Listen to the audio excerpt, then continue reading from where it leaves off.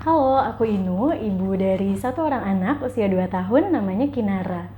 Selamat datang di Cerita Jadi Ibu. Ini adalah channel yang akan membahas tentang perjalananku menjadi seorang ibu rumah tangga yang menerapkan Montessori sehari-hari di rumah dan juga tips-tips parenting lainnya.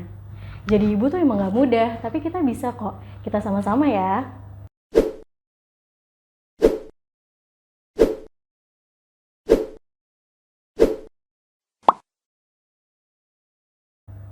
Oke Ibu, jadi aku mau cerita hari ini. Dulu tuh aku malu banget kalau misalnya harus bilang aku tuh seorang ibu rumah tangga. Pernah suatu hari aku isi formulir untuk buka rekening bank, kemudian di situ ada tulisannya kan pekerjaan. Entah kenapa aku tuh malu banget untuk tulis ibu rumah tangga gitu. Nah mungkin di sini ibu-ibu juga merasakan seperti itu ya. Kita dulu sempat jadi wanita yang bekerja, kemudian setelah menikah atau setelah punya anak kita harus berhenti bekerja.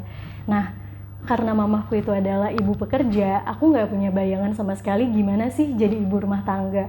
Tapi karena aku dan suami sudah komit untuk bagi tugas, suamiku tugasnya bekerja dan aku mengurus rumah tangga, aku pun setuju. Di tahun pertama masih oke lah, dan kebetulan aku juga hamil dan pindah ke Bandung waktu itu, jadi aku tidak bekerja di kantor.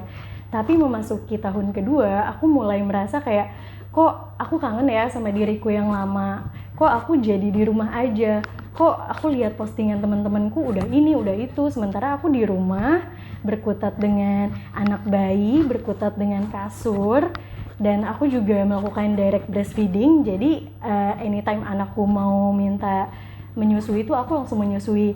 Nah mungkin ibu-ibu di sini juga merasakan hal serupa ya, kayak berada di posisi yang aduh kok temanku udah mulai ini, si ini udah begini, dan aku begini-begini aja. Nah tapi kemudian suamiku bilang kalau it's okay kok untuk jadi ibu rumah tangga.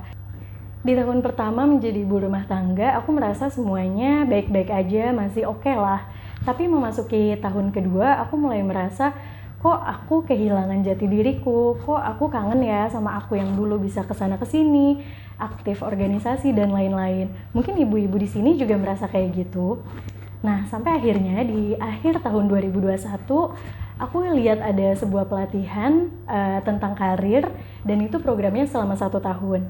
Aku diskusi dengan suami dan akhirnya aku daftar dengan tujuan aku ingin lebih disiplin dan menjadi ibu yang lebih profesional. Karena menurutku walaupun kita jadi ibu rumah tangga harus tetap profesional loh, karena pekerjaannya nggak kalah susah dari ibu-ibu yang bekerja di kantor. Di pelatihan itu ada banyak hal yang aku pelajari, mulai dari komunikasi, keluarga, keuangan, dan lain-lain. Dan ada satu materi yang paling menancap di aku adalah tentang mengetahui value diri. Nah, ketika aku memulai assessment tentang value diriku, ternyata ada 3 value utama tentang diriku, yaitu adalah growth, family, dan juga positive impact. Nah, itulah asal muasal kenapa aku membuat Cerita Jadi Ibu. Karena aku ingin memberikan positive impact bagi society, tapi aku juga tetap sebagai ibu rumah tangga. Karena salah satu value-ku adalah family. Nah, kemudian aku juga menemukan mimpiku yang lain, yaitu aku belajar tentang pola asuh atau parenting, dan aku sekarang sedang mengambil diploma Montessori. Mungkin ibu-ibu di sini juga banyak yang tertarik dengan apa sih Montessori itu, kenapa sih Montessori itu berbeda dengan pola asuh yang lain. Nah, nanti aku juga akan share banyak hal tentang Montessori. Tapi selain itu aku juga akan ajak beberapa teman dan narasumber untuk sharing juga nih cerita mereka menjadi ibu. Ada ibu yang bekerja, ada ibu yang berbisnis, ada ibu dengan 5 orang anak mungkin. Nah, jadi untuk teman-teman yang merasa kita satu value, keep engage ya. Cerita Jadi Ibu sendiri adalah wadahku untuk menyalurkan ilmu-ilmu yang sudah aku dapatkan. Semoga ilmu ini nanti akan bisa jadi bekalku di akhirat dan bermanfaat untuk ibu-ibu di sini. Ibu-ibu juga bisa diskusi denganku atau bercerita lewat kolom komentar ataupun di Instagram pribadiku @diawahyuinu. Terakhir, untuk ibu-ibu yang sedang merasa seperti aku dulu, mungkin lagi bingung, mungkin lagi rindu dengan masa-masa dulu, mungkin lagi merasa sendirian, atau kok aku gini-gini aja ya. It's okay, yang penting kita terus bergerak dan terus belajar. Salah satunya mungkin bisa melalui cerita jadi ibu.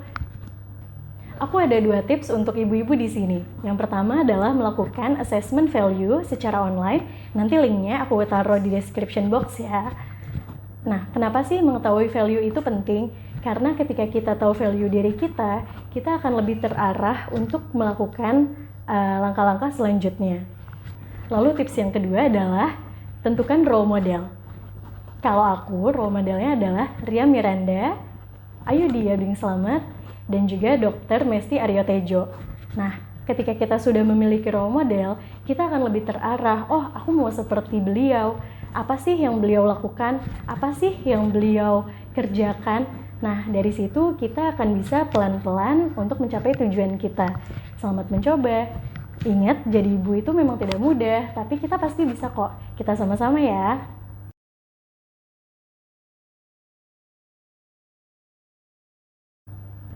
Kinara, selamat ulang tahun.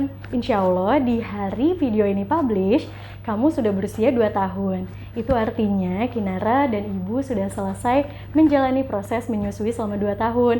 Selamat ya Kina, semoga Kinara tumbuh menjadi anak yang cerdas, yang solehah, dan juga sayang dengan agama, orang tua, dan juga orang-orang di sekitar Kinara.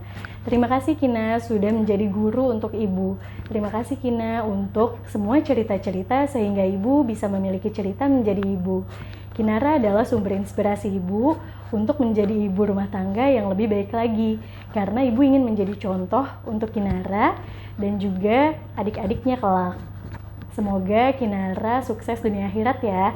Ibu dan ayah sayang sekali sama Kina.